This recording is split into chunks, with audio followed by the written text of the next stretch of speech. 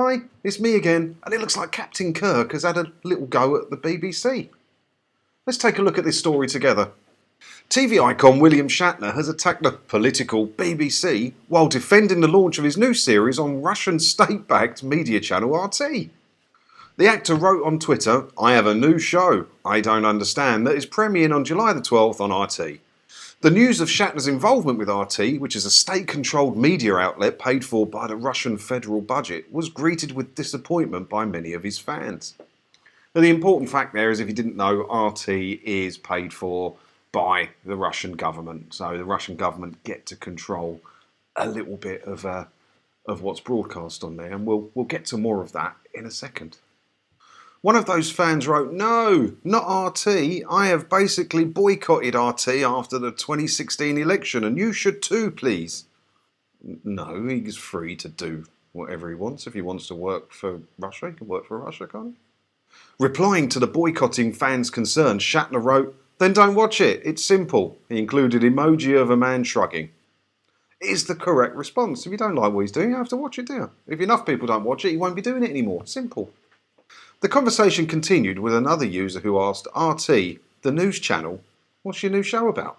Shatner replied, "It's a talk show like Raw Nerve, but about things that are perplexing, like ion drives, radiation shields, travelling to Mars. Political stuff." He also prepared this response with emojis, including a laughing face and a raised eyebrow. How very professional, William Shatner, using emojis there. Responding to Shatner's apparent sarcastic political stuff comment, another user wrote, "It's political because you are bringing people to a channel that is funded by Russia to push disinformation around the world." In response, Shatner attacked the BBC's World Service, drawing comparisons between it and the Kremlin-controlled RT. He wrote, "It's political because you need it to be political. You know the news services such as BBC World Service are partially funded through the UK's defence budget. What do you have to say about that?" He again accompanied his comment with an emoji. He loves an emoji, doesn't he, Shatner?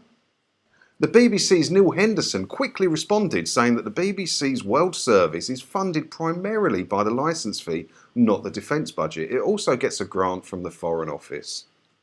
So basically, the Foreign Office chip in some money to keep the BBC World Service on the air, and the rest of the money mostly comes from the TV licence fees, which are paid by government mandate. So I'm sorry, the BBC World Service by default is controlled by the British government.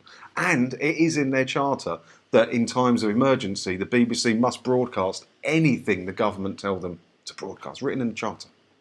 The BBC World Service's editorial policy guidelines on funding and external relationships from 2015 state, "BBC World Service Group services are financed using a combination of public and commercial funding models.